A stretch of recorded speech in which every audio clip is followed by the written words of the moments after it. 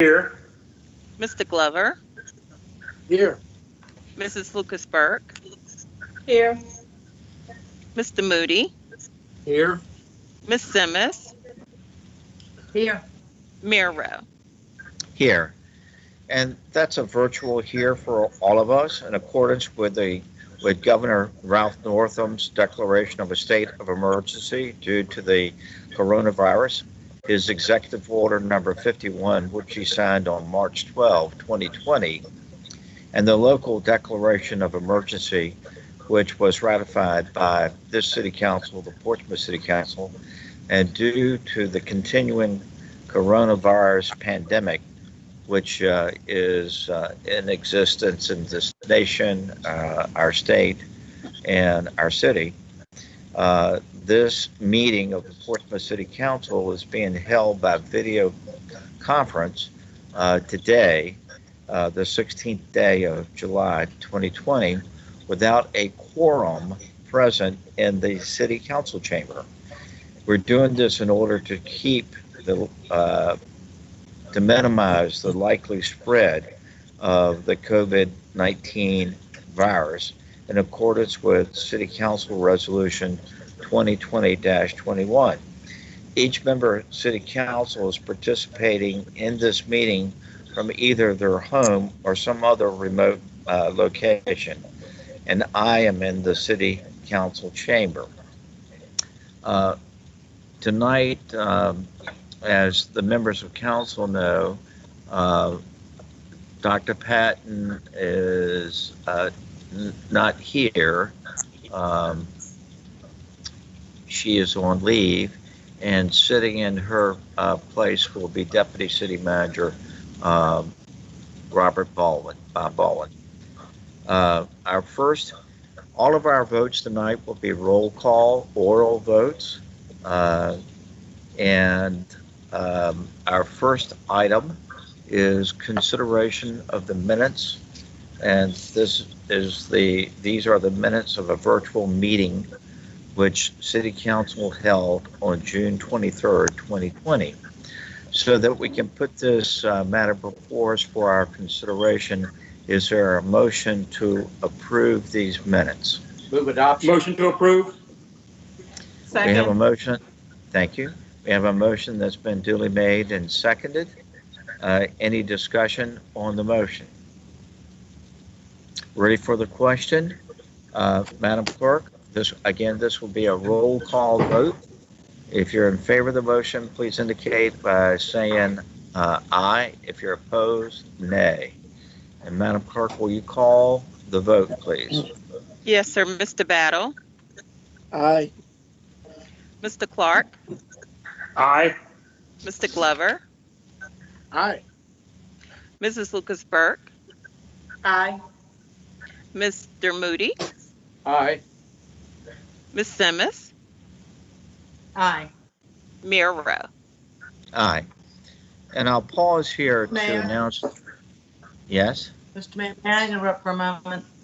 I'm getting a text message from a citizen that they can't hear any of us on Facebook Live. Okay, I was just about to announce the fact that in addition to us holding this meeting virtually, it's being simultaneously broadcast on Facebook Live. And as Councilwoman Simmons reported, she just got a text that the public cannot hear us. Hold on just 1 second as we try to fix this technical issue.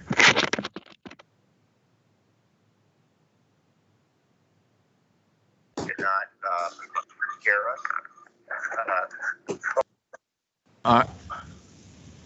All right. Well, I understand now that we're good. And if the public cannot hear us, please text one of the members of council, and we'll pause and make the technical adjustment. In addition to this meeting being live streamed on Facebook, a video of the meeting will play on the internet and at the city's website for future viewing. Tonight we have three presentations, and the first is Newport CDA briefing. Deputy City Manager Baldwin.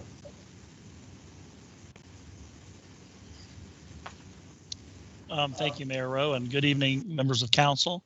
Your first presentation tonight is going to be given to you by Assistant City Attorney Derek Challenger, who's going to go over the Newport CDA with a short briefing. And if you would just pause for 1 second so we can get the presentation up, and then we'll begin.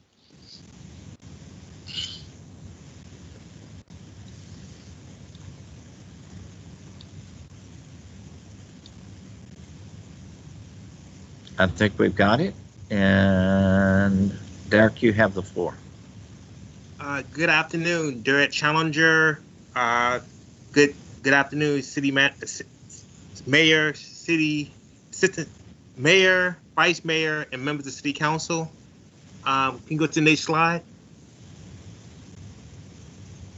On July the 1st, the Circuit Court for Portsmouth signed an order authorizing the following property to be sold for delinquent real estate taxes, stormwater management fees, and special assessments. On the left-hand side, there is the attached map ID numbers. And on the right-hand side are the property addresses as well as the acres that are involved. The total acreage for all four of those properties is 114 acres. Can we go to the next slide? These are the amounts that are owed for each of those four parcels. There were three cases involving the three different phases of this particular development. So there was a phase 1C, a phase 2, and a phase 3.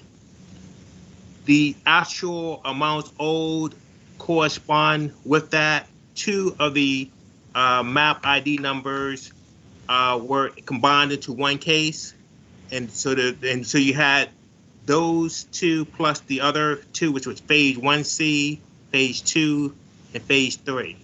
This is the total amount that's owed, and that's owed in terms of taxes, special assessments for those particular parcels. You can go to the next slide.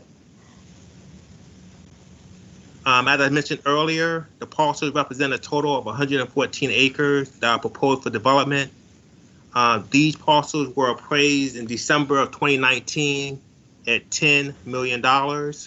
If you looked at the amount from the prior screen as to what's owed, it's actually roughly the same amount, $10 million. You can go to the next slide. Since the court on July the 1st approved the parcels to be sold the next step is to select a qualified auctioneer. We're very well along the process in doing so, and this person has to be cognizant of the fact that this is a commercial property or commercial properties, as well as the fact it's a CDA. There has to be a public auction, and all likelihood, in reference to the fact that we're dealing with the coronavirus, most likely going to be a public auction that can be done online as opposed to at a physical location. The court, as in all auction dealing with delinquent real estate property taxes, the court has to approve any bids that come from the public auction. And so at this particular hearing, the court would also hear all outstanding motions that have been deferred to the particular point. Up until this point, in this particular case, there had been two different hearings. The first hearing was in November of 2019, and the last hearing was July the 1st, 2020, in which the court approved these properties to be sold at an auction. So the next steps, again, is just to get the auctioneer, have a public auction, and then for the court to approve any bids that come for any of these properties. And again, there are 4 different parcels, so it's possible that you can have someone make a bid for one property, but not for the others. And then the court will have to hear testimony to be comfortable that whatever bid is representative of the value of the particular properties. So the court ultimately has to approve that. So that's the next steps. So the purpose of this briefing was just to give you an update as to where we are as it relates to this particular project.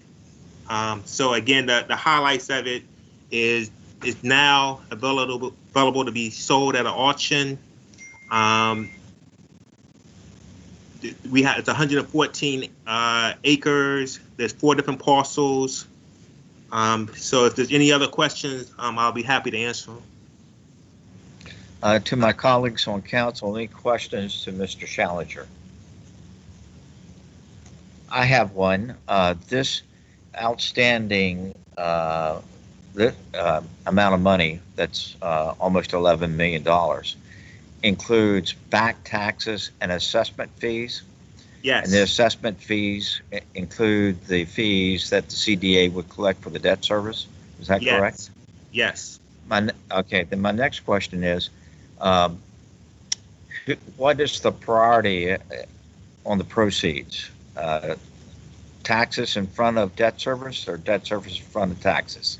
It doesn't supposed to be a priority. It's supposed to be on par with each other. So the taxes as well as the special assessments are supposed to be collected at the same time. And in terms of repayment, it's on par with one another. So it can't be provided any priority of one over the other. There's actually an agreement that was signed back in 2006, a special assessment agreement. And there's also a statute that deals with that as well, that said that they have to be on par with one another. So there can't be any priority. If I may follow up with another question, let's assume that the best bid that we get is $8 million, which is $2.5 million short of what's necessary. Do we go to the court then and ask them not to accept that bid? Or if the bid's accepted, then is that $8 million split 50-50, 50% to taxes and 50% to debt service? And the nature of my question is, if that's the case, then the bond holders are going to be short. And of course, the city will be short on taxes too. It's not unusual for the special commissioner, who in this case would be Bird Lee, who's an attorney from San Anderson, who's representing the city in this particular matter, to recommend, although that the bid is less than what's owed, that it still represents the best interest for the city in that situation. Not to say that the special commissioner will do so, but in past practices, that's not unusual, that the bid doesn't represent the all of the outstanding taxes that are owed. It's a case-by-case scenario, and then regardless of whether the special commissioner recommends it to the judge has an independent obligation to make a determination as to whether or not it's fair itself. So at the actual hearing, it's expected that we have an expert who has done an appraisal. When I mentioned before that the properties are valued at $10 million, it's expected that that particular expert will be present at the hearing to confirm the sale. And part of what he will be doing is advising the court as to what he believes is the fair market value and whether or not the bid themselves represent a fair value. So he's there to assist the court, as well as the special commissioner is there to say what he believes is in the best interest. But in that situation, your example actually included all 4 of the parcels being bid on. But it could potentially be that parcel A gets a bid for $2.5 million, making up numbers. Parcel B and C, there's no bids at all, and then parcel D could get a bid for $3 million. So for each one of those parcels, the court is looking for the expert to say, is this a fair representation of this particular value? And then for the special commissioner to say, do he believe that this is a fair value? And then the court then makes a determination based off of that. If I may follow up another question then, who represents the interests of the bondholder? Because in both of these cases, both yours and mine, it's not going to be enough money to pay what's outstanding in the way of debt service. So would we anticipate a challenge from a bond buyer if they're aware of what's going on? A bondholder. They're aware of what's going on, as well as the attorney for the owner now is presently participating in the proceedings as well, which is Cygnus Newport.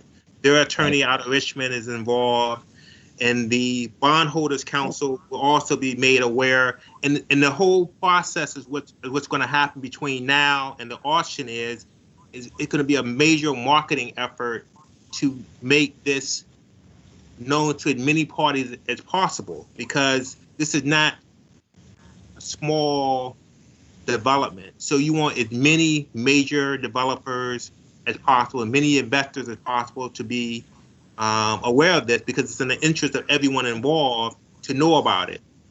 So we're looking at, in terms of the auctioneers, what type of marketing plan that they have to get the word out. So that's going to be a major component of this.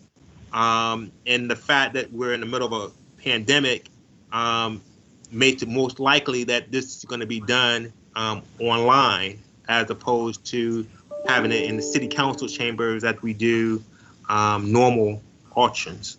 Sure.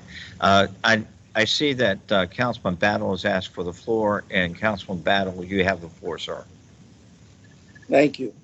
I want to know who are going to pay all of those involved, such as you, the lawyer, and anybody else that's involved in this. I want to know how much they're going to be paid out of, and where the money funds come from that they are paid from. The money that pays all of the costs comes from the sale. If there isn't a sale, then they don't get paid. And how much is that per person that's being paid? Say, for instance, if, let's do a hypothetical, if we're going to get $10 million, what percent or what numbers are you talking about for each entity? It's very difficult. I say that because if we get $8 million and that's the $2 million loss, that's still not true money.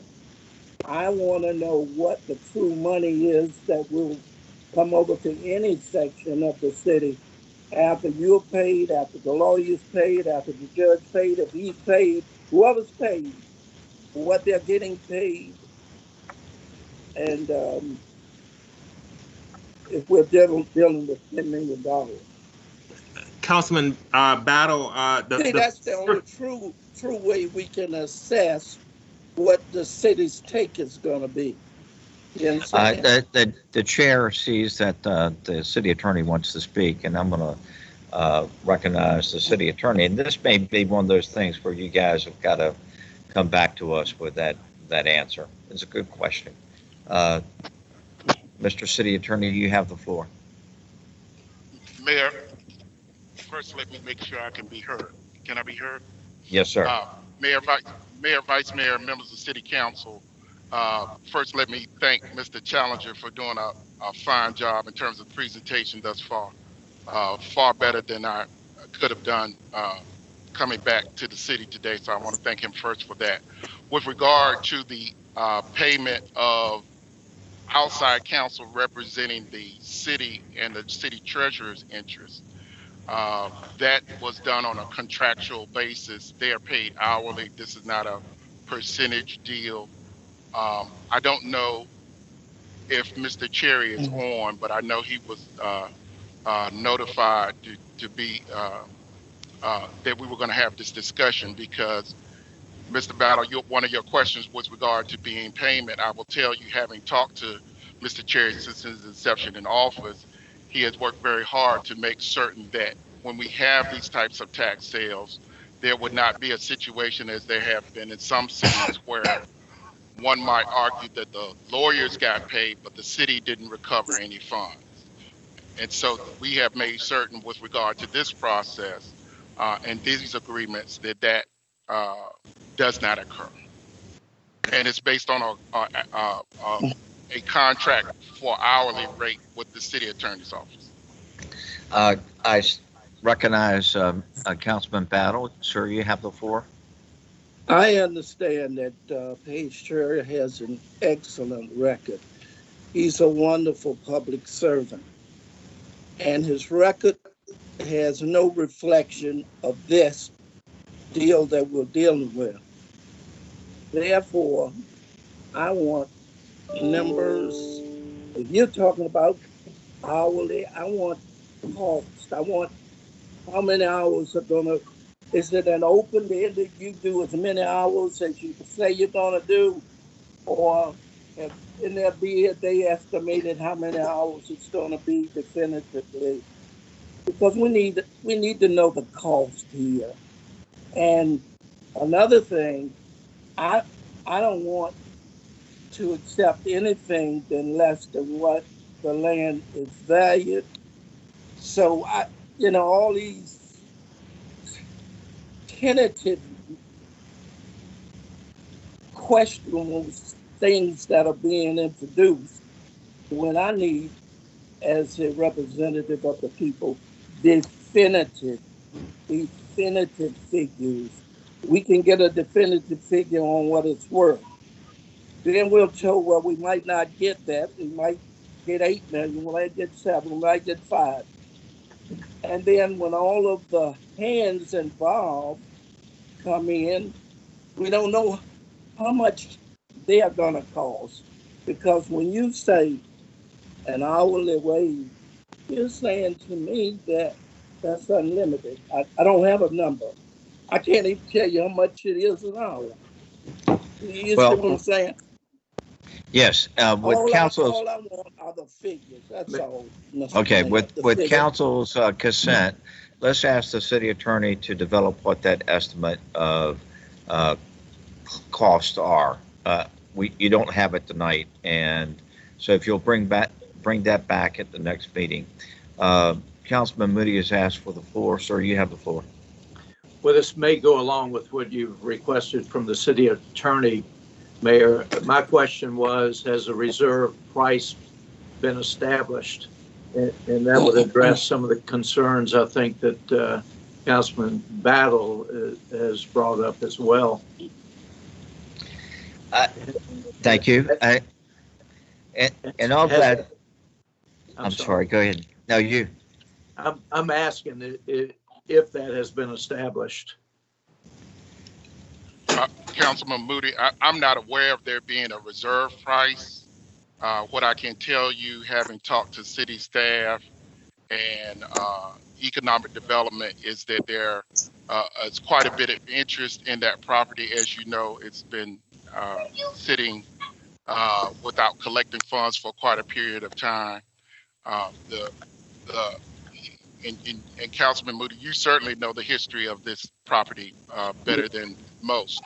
But I'm not certain that there's a reserve. I do, and I would expect there's a lot of interest, but there again, the reserve price certainly protects us, and make sure it's not going at a blue light special via proxy bid or some other type of bid.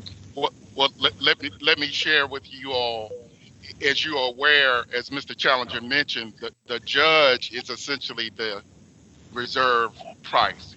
If he is not of the feeling that the value is fair, he can reject the bid. So the way the law is constructed, it is the judge who ultimately can reject the bid if he thinks it's inadequate. And the law sets that him as the arbiter on that issue of value?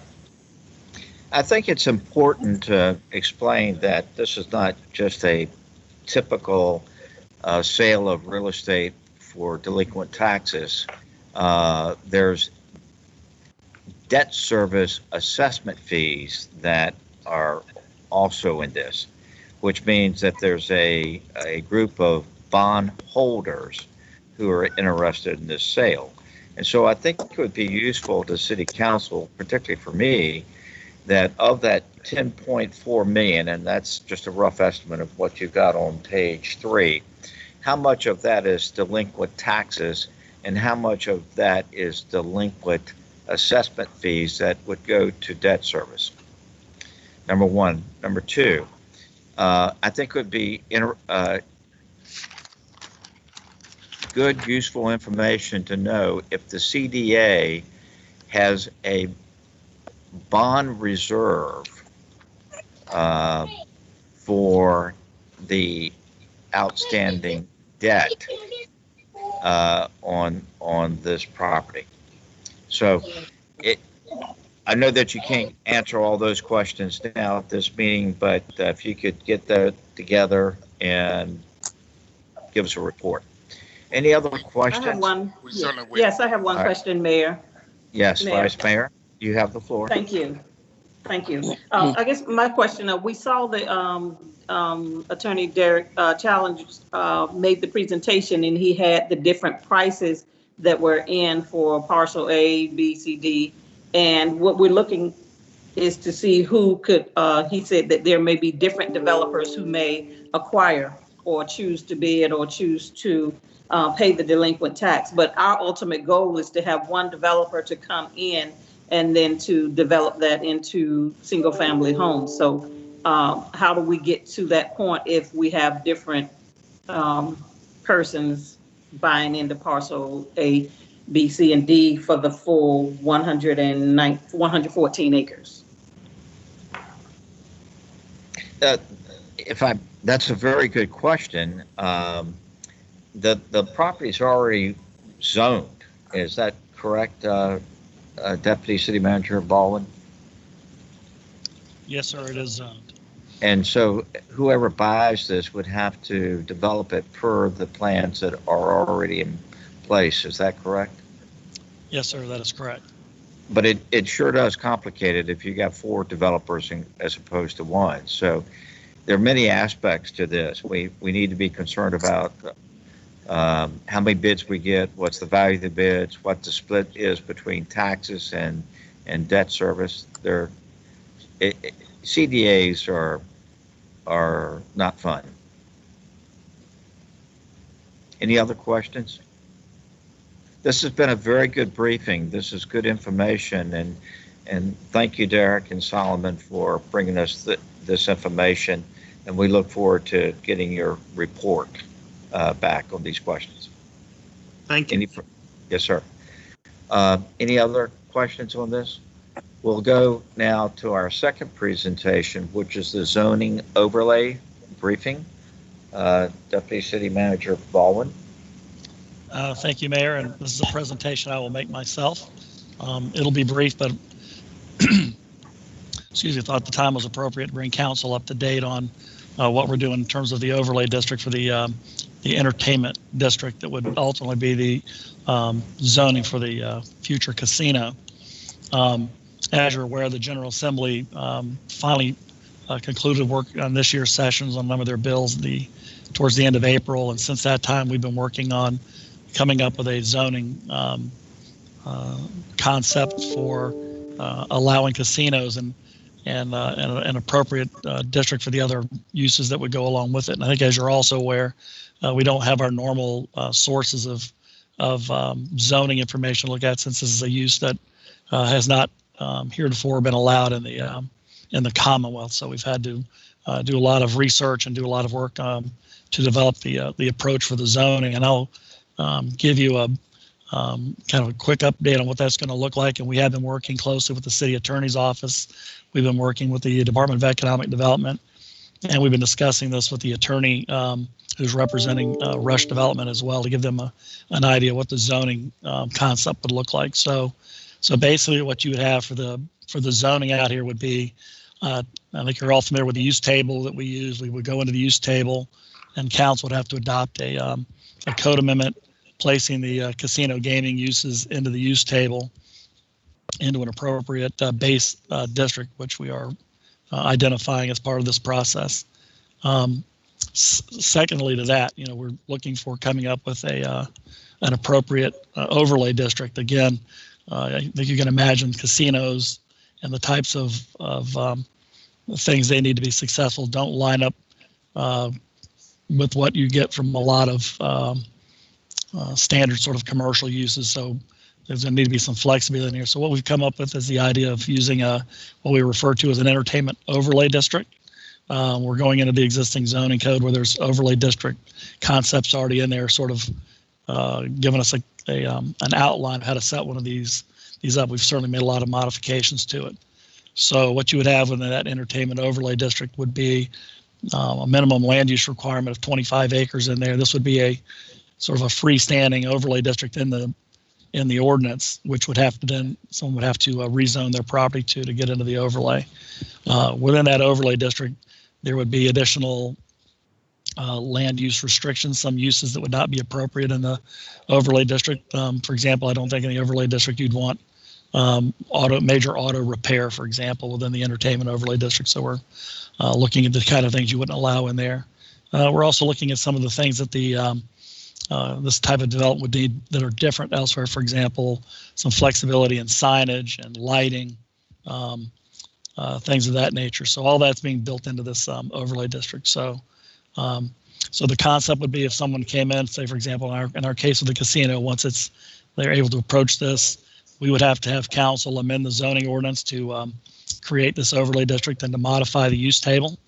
And then a developer would have to come back in and both rezone the property to a base district as well as to request the establishment of the overlay district. And that puts the zoning in place. Within that, of course, the casino gaming establishment, as council had requested, would require another use permit. So then the applicant would have to come back and get a use permit for the casino itself. And then within that process, there are some provisions from that for modifications they might need, again, for example, for might be building heights, it could be in lighting or signage. Those are provided in there. Most of them are set up for council decision, whether or not it's modifications council would want to approve as part of that process. We are about, I'd say 95% done with putting this together. We've had it reviewed by the city attorney's office and the economic development department. We'll be discussing this a little bit more with the attorney for for Rush Development on this thing, just to make sure there's something unique to their casino setup that we're not aware of. Again, we're kind of working without having a model for this, and at that point we would have the zoning concept in place, ready to move through the process at whatever time frame the city council would like us to proceed with doing processing the code amendment. And with that, be glad to answer any questions you might have about the this zoning concept, how it would work, or any other questions.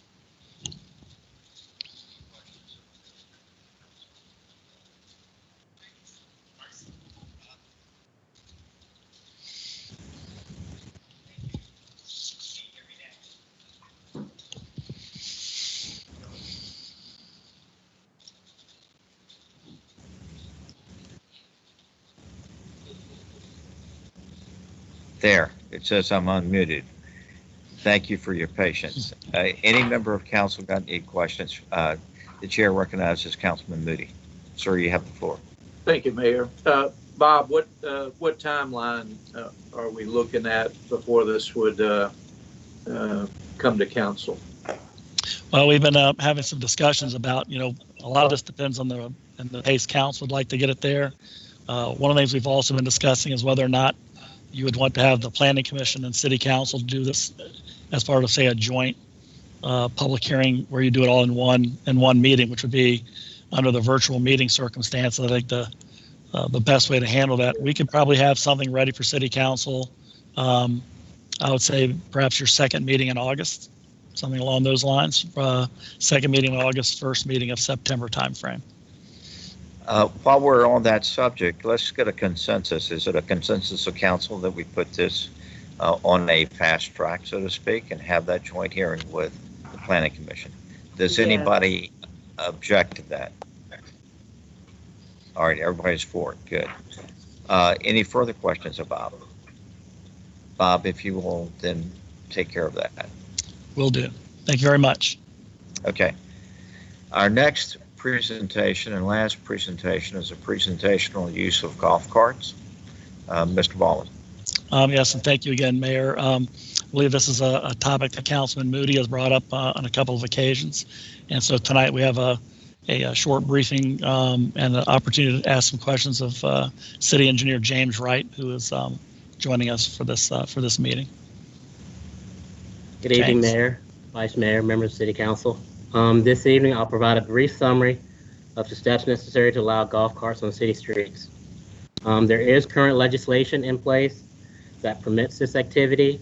Virginia Code Section 46.2 -916.3, limitations on golf carts and utility vehicles, vehicle operations on designated public highways is already in place. We would have to amend Chapter 22 of our local ordinance, which is the ordinance that covers motor vehicles and traffic, to reflect this section of the Virginia Code. Then we would have to adopt regulations for golf cart communities based on the ordinance. Those regulations would typically cover things like the type of street, including speed limits where the golf carts would be appropriate, requirements for the type of golf carts to include displays on the vehicle, vehicle speeds, lights, number of passengers, etc., and then requirements for street signage. The last thing that we would need to do is to create a process for communities that want to participate and become golf cart communities. And with that, I'll take any questions. Yes, sir. The chair recognizes Councilman Moody. Sir, you have the floor. Thank you, Mayor. At least in my opinion, I don't think this is something that we would want on our major arterial roads in the city. When I made the suggestion, I'm looking for golf carts that would be permitted in perhaps not every community, but in communities that lend themselves to that streetwise. And probably within the community, there may be streets that carts wouldn't be allowed on. So I guess what I'm looking for is staff recommendation on golf cart usages in particular communities. I think probably every community it's got areas within the community where it would be acceptable. But I think we certainly need to take care and make sure they're not on our major arterial roads. For instance, a good example in Churchland, for instance, Twin Pines Road, which to me wouldn't lend itself to a golf cart due to the fact that the road is very narrow and it's a major arterial road in the Churchland community. But you could ride a golf cart, let's say, from Merrifields over to the Churchland Academy. Is that what Correct. Correct. Yeah, okay. Correct. All right. Any other questions? In other words, what you're saying, Mr. Wright, is that in order for golf carts to be legal in Portsmouth and used on city streets, council needs to take some action. Is that correct? Yes, sir. Is that the correct takeaway? What is the consensus of council? Do we have consensus direct the city manager and her team and the city attorney to bring back those recommendations to council? Yes. Any disagreement on that? No, don't disagree, but I guess the question is that if they're not applicable to those communities, they just wouldn't have that use. So there's no way to change the code and have it just specific to particular communities, so.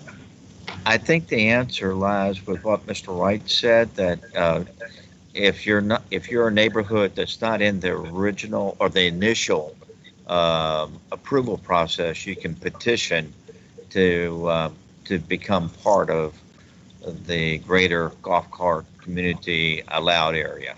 If that makes sense. Yes, okay. Mr. Mayor, Yes, ma'am. You have the floor. thank you.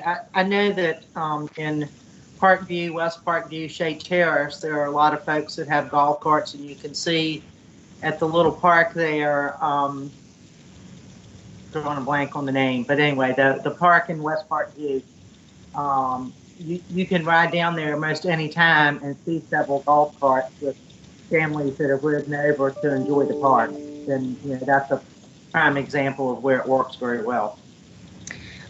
And to pick up on what you're saying, then it becomes an issue, let's say on West Park View, that you wanted to drive downtown. Would we allow golf carts legally to be on let's say London Boulevard or High Street? No. And so staff needs to give us their recommendations where we can get a happy medium between public safety and allowing this convenient use. Mr. Wright. Yeah, if I may, Mayor, there are provisions in the code and typically in regulations where should a golf cart community say want to go to another golf cart community and cross the street, there are specific provisions that they'd have to cross at a certain point in the road, and there have to be those provisions made so that they can cross the road at that particular location. Okay. All right. Well, I think we have unanimous consent on asking our city manager and her team and the city attorney and his team to come back with a recommendation. And can you do this soon? Because essentially we've got golf carts in neighborhoods that are ultra vires. Is that the term, Mr. City Attorney?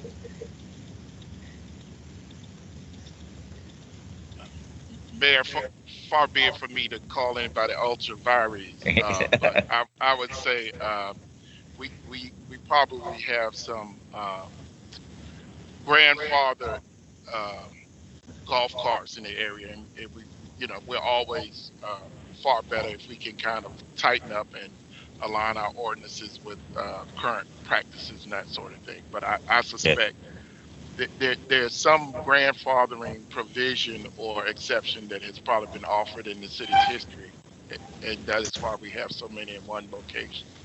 Good.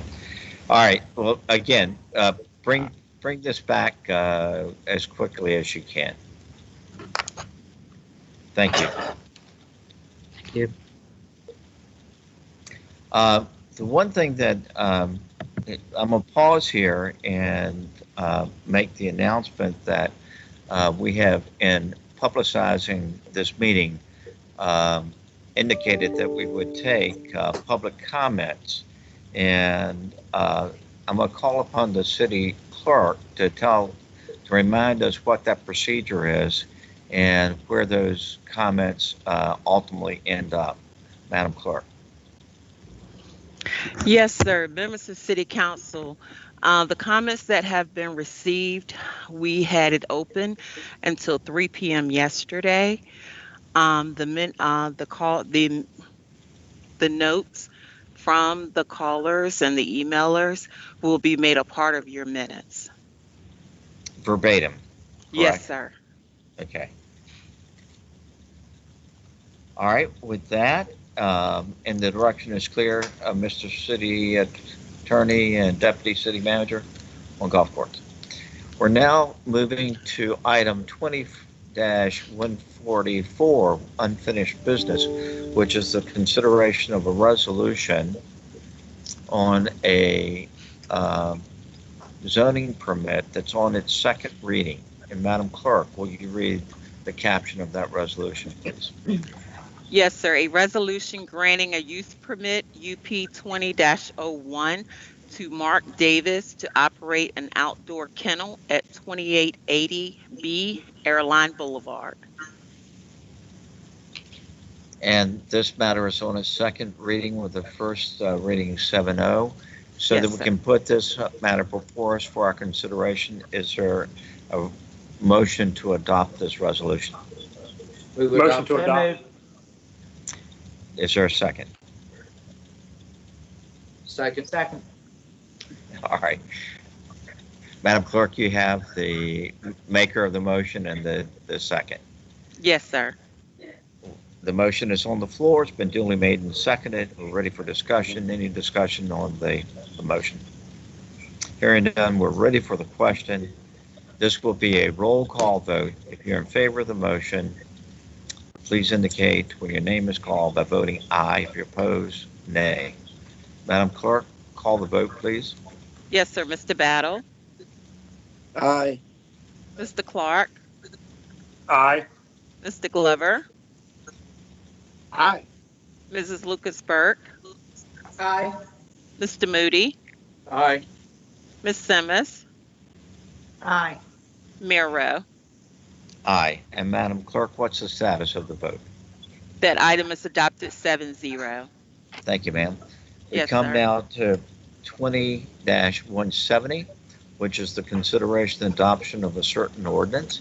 And Madam Clerk, will you read the caption of that ordinance, please?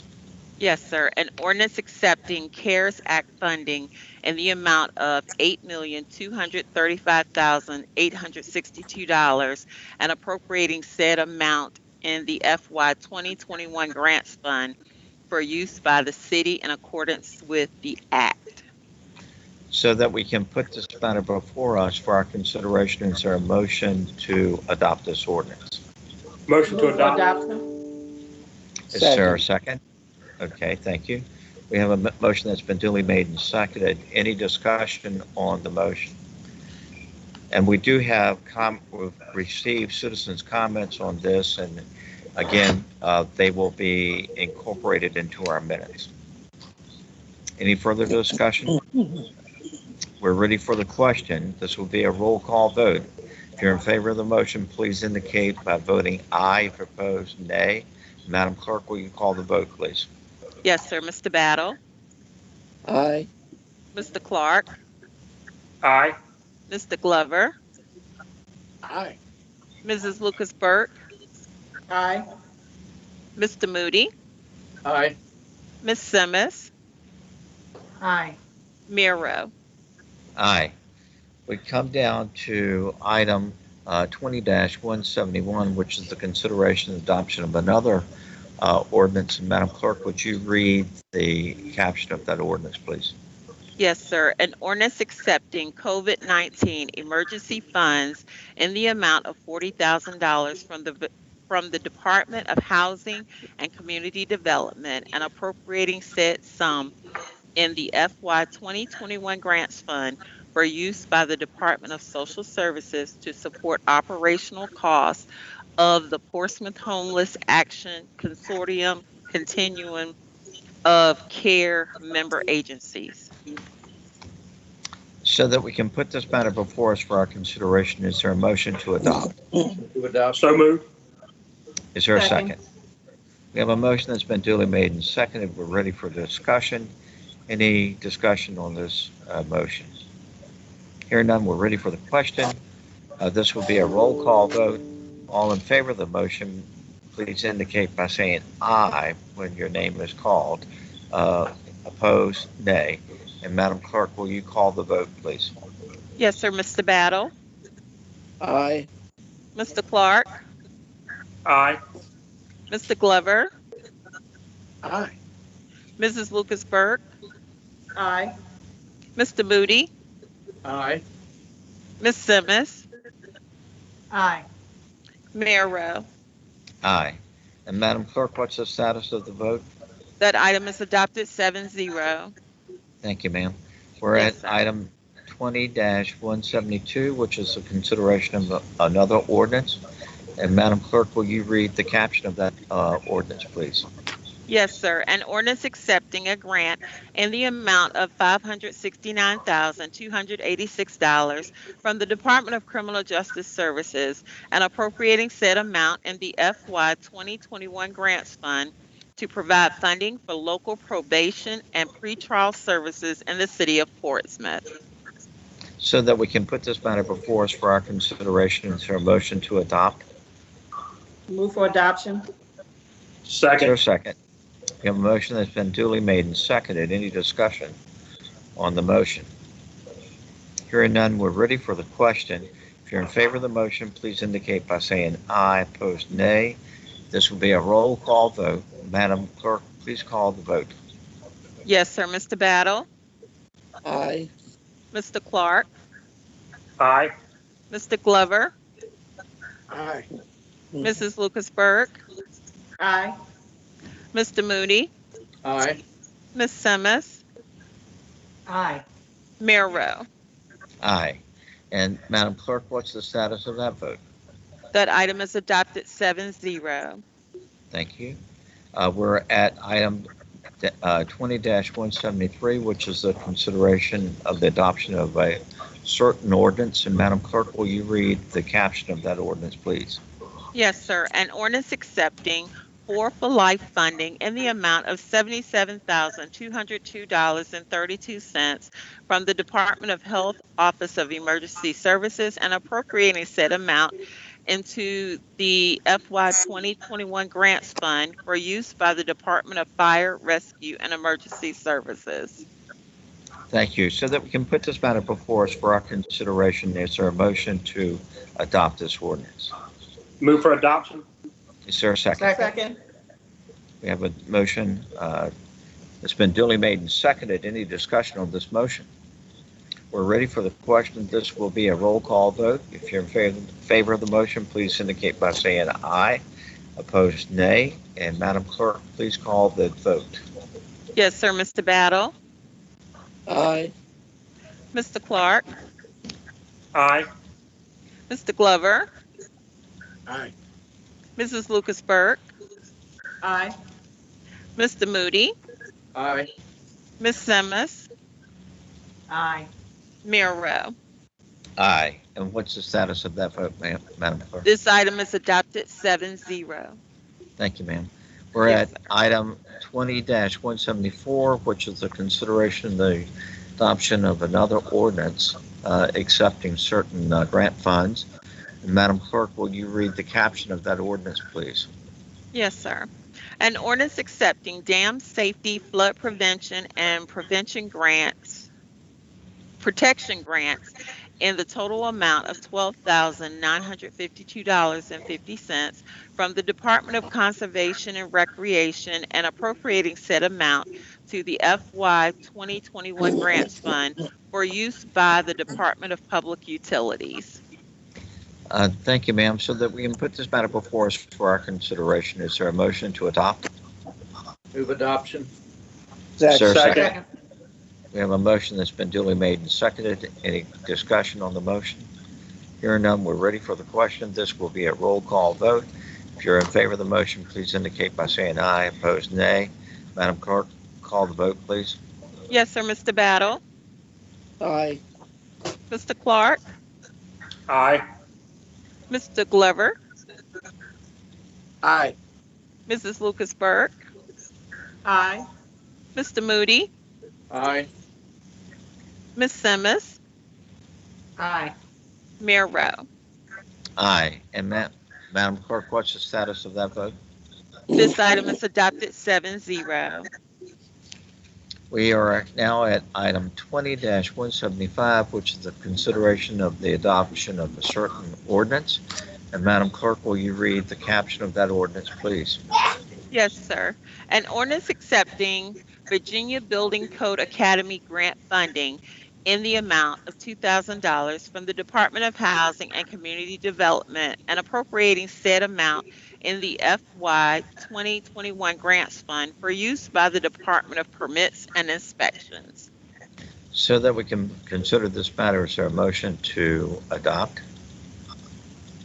So moved. Is there a second? Second. Okay. We have a motion that's been duly made and seconded. Any discussion on the motion?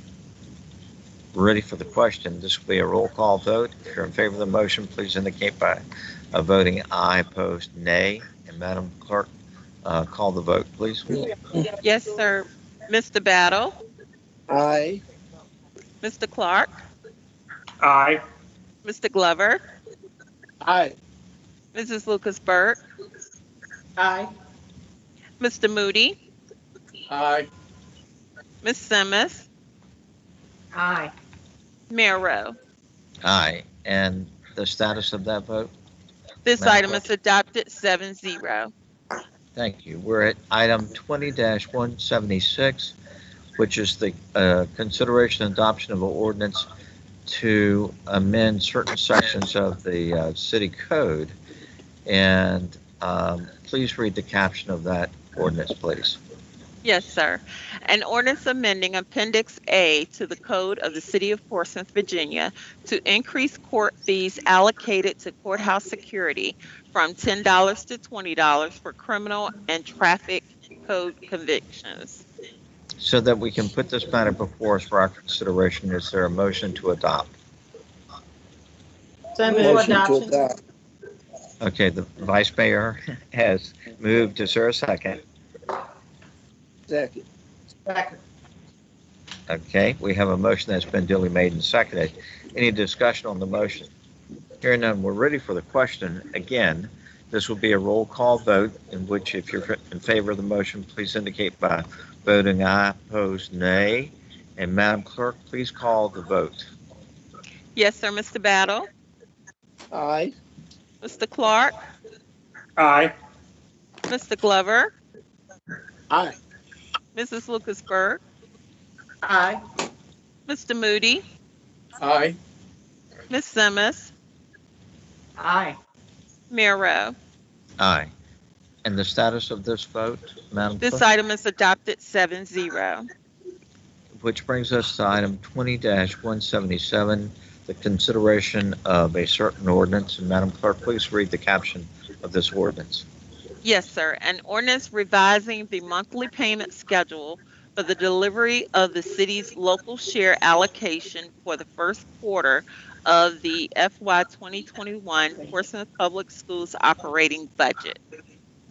So that we can put this matter before us for our consideration, is there a motion to adopt this ordinance? Move adoption. Is there a Second. second? Any discussion on the motion? Hearing none, we're ready for the question. Again, this will be a roll call vote. If you're in favor of the motion, please indicate by voting aye, opposed nay. Madam Clerk, please call the vote. Yes, sir. Mr. Battle, Aye. Mr. Clark, Aye. Mr. Glover,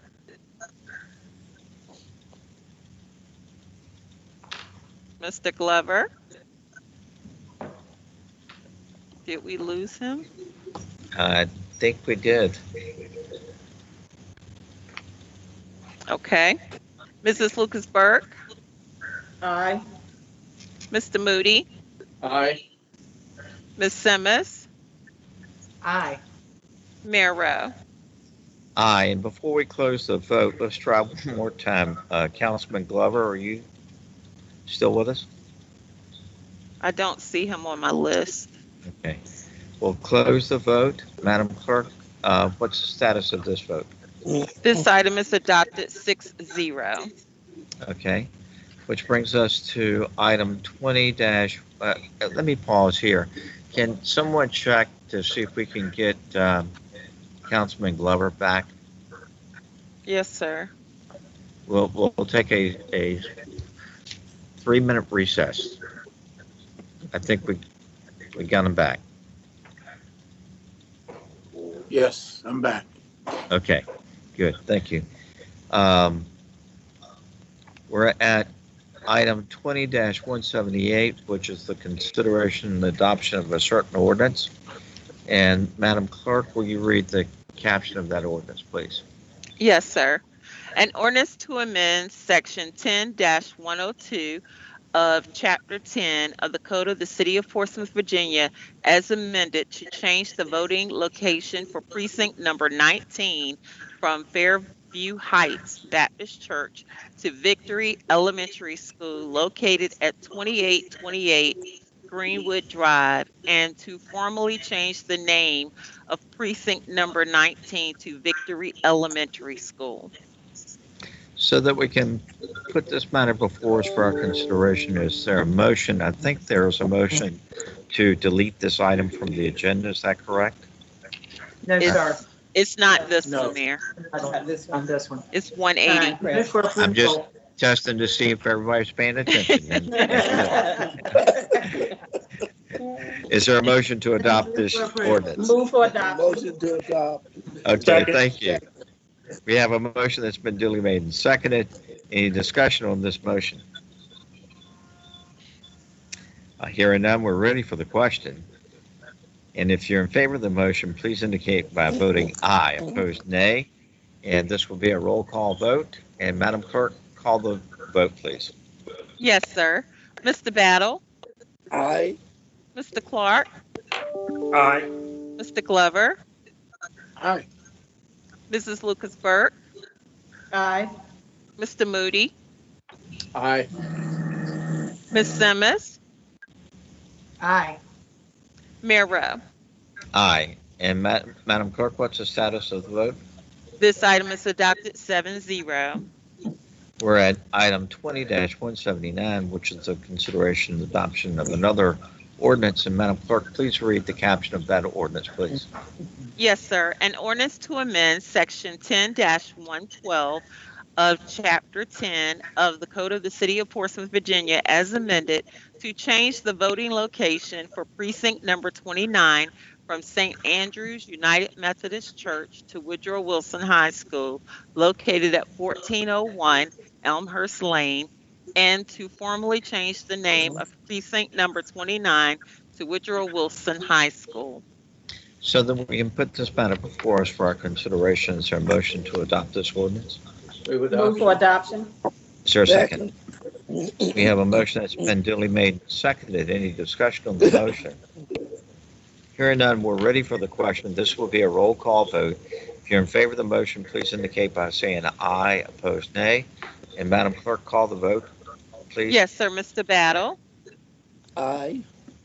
Mr. Clark, Aye. Mr. Glover, Aye. Mrs. Lucas Burke, Aye. Mr. Moody, Aye. Ms. Simmons, Aye. Mayor Rowe. Aye. And Madam Clerk, what's the status?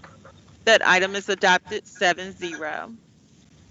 We now come to item 20-180, which is the consideration and adoption of another ordinance. And Madam Clerk, would you read the caption of that ordinance? Yes, sir.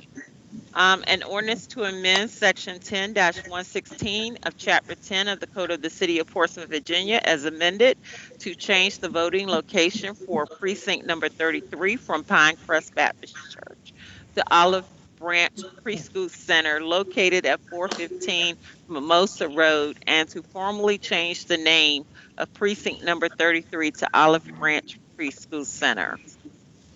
Thank you, ma'am. So that we can consider this matter, is there a motion? I think there's a motion to delete. Yes, Is sir, there- I have a motion. Mr. Simmons. Okay, please, make your motion, please. Yes, sir. In accordance with conversations with our electoral board and our registrar, Mrs. Short, I'm requesting a withdrawal of this ordinance. Is there a will be no second? change. Second. Okay, we have a motion to withdraw this. It's been duly made and seconded. Any further discussion on this matter? Hearing none, we're ready for the question. This will be a roll call vote. If you're in favor of the motion, please indicate by saying aye. Opposed, nay. This is a motion to withdraw. Ready for the vote? And Madam Clerk, call the roll, the vote, Yes, please. sir. Mr. Battle, Aye. Mr. Clark, Aye. Mr. Glover, Aye. Mrs. Lucas Burke, Aye. Mr. Moody, Aye. Ms. Simmons, Aye. Mayor Rowe. Aye. And the status, Madam Clerk? The withdrawal request is adopted 7-0. Thank you. We're at item 20-181, which is the adoption of a certain ordinance. And Madam Clerk, will you read the caption of that ordinance, please? Yes, sir. An ordinance accepting CARE Act funding in the amount of $81,885 from the Virginia Department of Elections and appropriating said amount into the FY 2021 Grants Fund for use by the city's registrar's office. So that we can put this matter before us for our consideration, is there a motion to adopt? Move adoption. Move for adoption. Second. Is there a second? Okay. We have a motion that's been duly made and seconded. Any discussion on the motion? We're ready for the question. If you're in favor of the motion, please indicate by saying aye. This will be a roll call vote. If you're opposed, nay. And Madam Clerk, call the vote, please. Yes, sir. Mr. Battle, Aye. Mr. Clark, Aye. Mr. Glover, Aye. Mrs. Lucas Burke, Aye. Mr. Moody, Aye. Ms. Simmons, Aye. Mayor Rowe. Aye. And Madam Clerk, what's the status of that vote? This item is adopted 7-0. Thank you. We're at item 20-182, which is the adoption of a certain resolution. And Madam Clerk, will you read the caption of that resolution, please? Yes, sir. A resolution certifying the City of Portsmouth's support of an application for the Virginia Department of Housing and Community Development Port Host Communities Grant in the amount of $500,000 in furtherance of the development of 3599 Progress Avenue for port-related uses. So that we can put this matter before us for our consideration, is there a motion to adopt this resolution? Move for Move for adoption. adoption. Is there a second? Second. We have a motion on the floor that's been duly made and seconded. Any discussion on the motion? This too will be a roll call vote. As in the past, if you're in favor of the motion, please vote aye, opposed nay. And Madam Clerk, please call the vote. Yes, sir. Mr. Battle, Aye. Mr. Clark, Aye. Mr. Glover, Mrs. Lucas Burke, Aye. Mr. Moody, Aye. Ms. Simmons, Aye. Mayor Rowe. Aye. We're at item 20. Oh, but what is the status of that vote, Madam Clerk? This item was adopted 7-0. And we're at item 20-183, which is the consideration and adoption of a resolution, a certain resolution. And would you read the caption of that resolution, please? Yes, sir. A resolution authorizing the conveyance of 2701, 2709, and 2715 Turnpike Road to the Economic Development Authority. So that we can consider this matter as our motion to adopt this resolution. Move adoption. Move for adoption. Second. We have a motion that's been duly made and seconded. Any discussion on this motion? Hearing none, we're ready for the question. Again, a roll call vote. If you're in favor of the motion, please indicate by voting aye, opposed nay. And Madam Clerk, please call the vote. Yes, sir. Mr. Battle, Aye. Mr. Clark, Aye.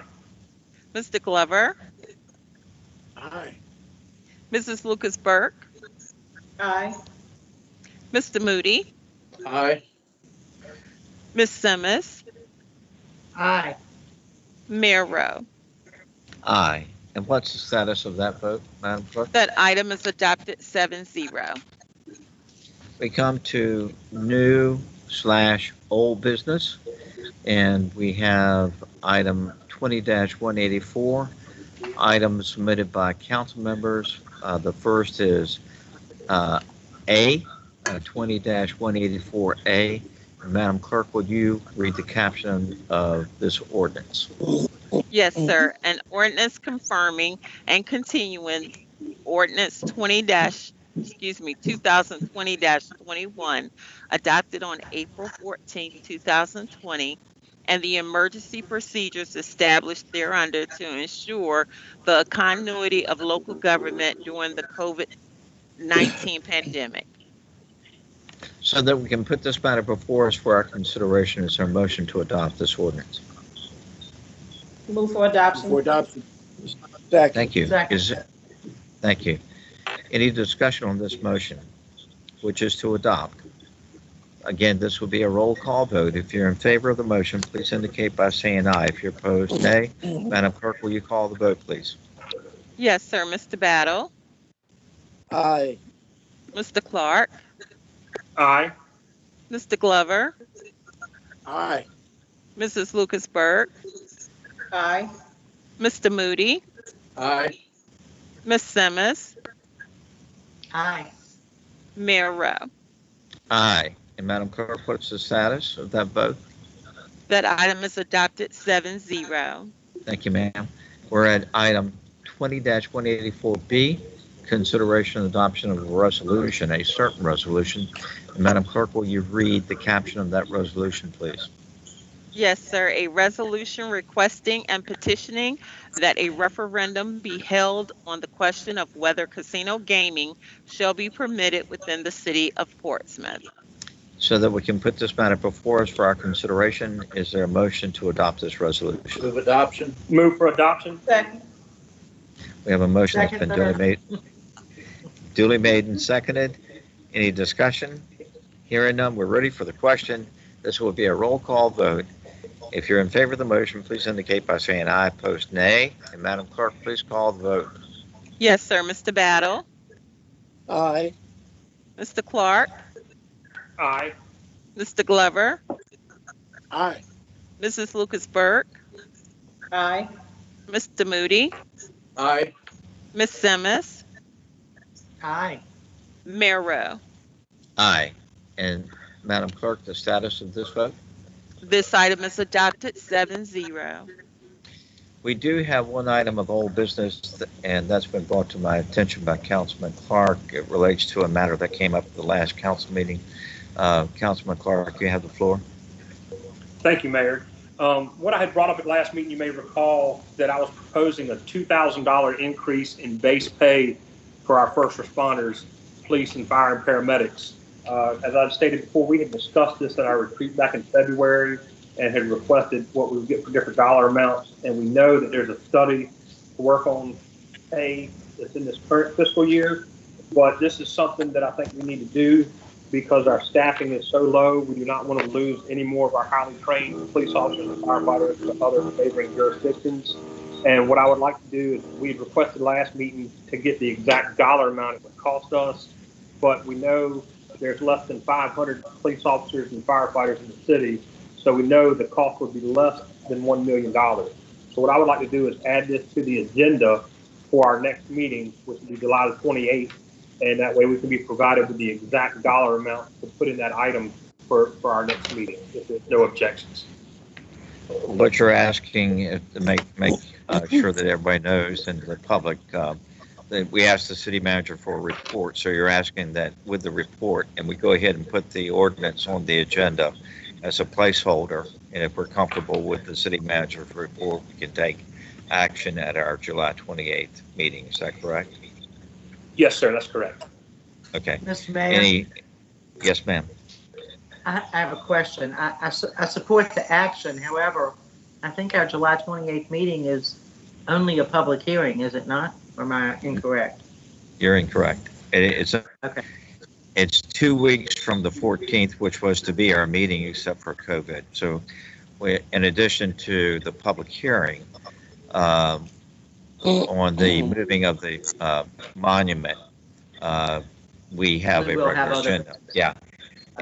And because of the public hearing, I recommend that we start taking comments on the public hearing as early as tomorrow, and let the comment period go from tomorrow through the 28th.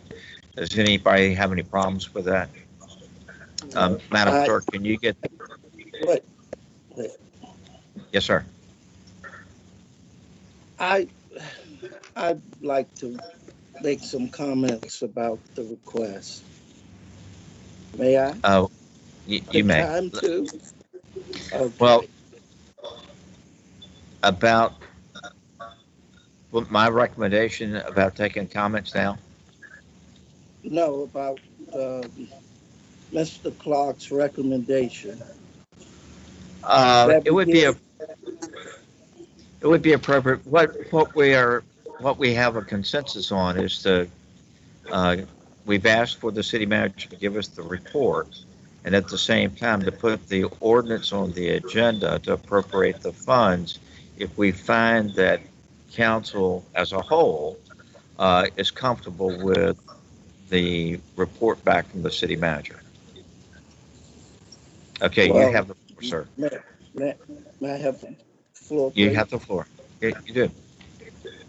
At our retreat, I brought up that we would be able to play our public safety people and make them the second highest in the area, and giving them $1,000 raise those that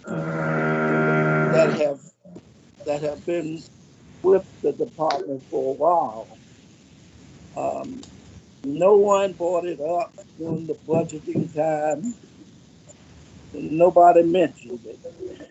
Now we're in the middle of a pandemic and the budget's been passed. We've held back the 3% raises for the city workers. We've held back the $1,500 for the retirees. I think that it's poor taste for us to add that without adding the 3% and the $1,500 bonus for the other folks that we had in place. Again, no one brought this up from the time we left the retreat until now. So it shows poor taste on our part to want to do this at this time when we've said no to everybody else. I'm for it as well, but this is not the time. Let's wait until the pandemic is over, and then I'll gladly go along with it because, after all, I'm the first one that initiated that how easy and how inexpensive it would be to do this. That's all I'm saying. Thank you. Thank And you. you're correct. You did bring it up at the retreat. We had a good discussion about that, and that's why it's before us. And we'll discuss this more at our next council meeting. Yes. Okay, thank you. Uh, the chair recognizes Councilman Moody. Thank you, Mayor. Particularly if you recall, when we removed the 3% request, the retirees supported that with a stipulation that we would give consideration to that $1,500 for our retirees. And I'm saying this as a reminder so that can be part of the discussion when we meet again to deliberate on the $2,000 increase. Thank you. The chair recognizes Vice Mayor Lisa Lucasberg. Great, yes, thank Yes, ma'am. you, Mayor, and good comments, colleagues. But I was also wondering if I know that Dr. Patton is going to investigate that, bring us back a report, but with this request and some of the other requests for funding for some of those departments be a consideration for funding out of the CARES Act. And I know that our first responders, have been affected by some issues of COVID. So if that might be an avenue that we could look at for that funding, if that could be considered as well. Very good point. And with the consent of council, we'll ask the city manager to include that question in her report back. Mr. Ball. Okay, thank you. I think that's it. We do have a need for a closed meeting. And Madam Clerk, do you have the motion? And if you do, why don't you read it? Or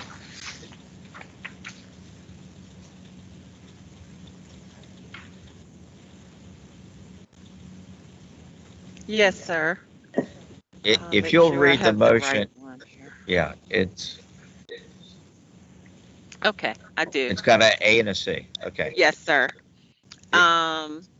There is a recommendation for a closed electronic meeting pursuant to Virginia Code subsection 2.2-3708A-3 and City Council Ordinance 2020-21 and A Virginia Code subsection 2.2-3711A.7 for the purpose of consultation with legal counsel pertaining to actual and probable litigation where such consultation and open meeting would adversely affect the negotiating and litigating posture of the city, specifically regarding Ward versus Dorcher, Portsmouth Circuit Court Case number CL 190000224-00 and C Virginia Code subsection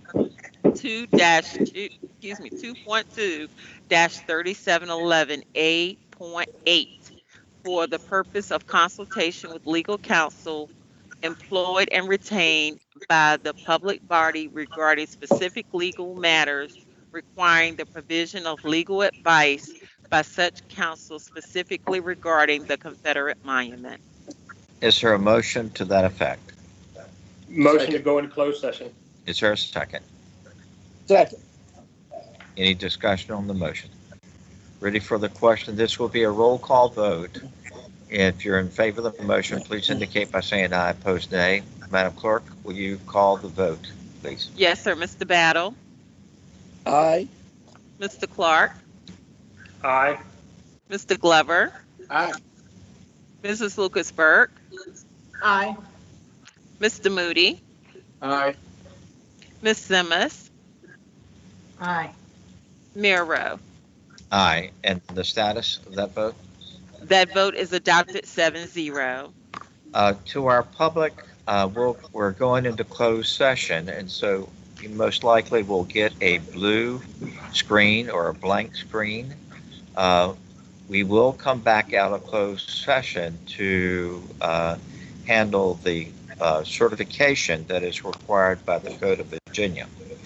And so with that, we're now in closed session, and we'll take a 5-minute break to allow for the technology to catch up to where we are.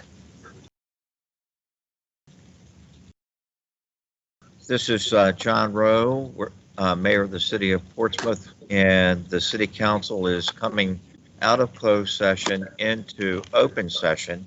We need to consider a motion to certify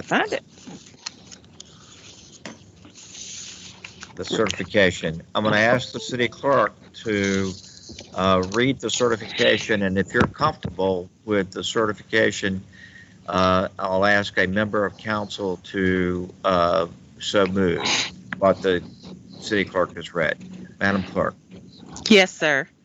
The motion hereby moved that each council member certify that to the best of his or her knowledge, one, only public business matters lawfully exempt from open meeting requirements under the Freedom of Information Act, and two, only such public business matters were identified in the motion by which the closed meeting was convened, were heard, discussed, or considered in the closed meeting just concluded. Is there such a motion? Second. We have a motion that's been made and duly seconded.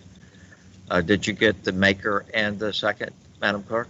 I got the second. I didn't see who the maker was. So moved. Thank so you. moved. Okay. All right.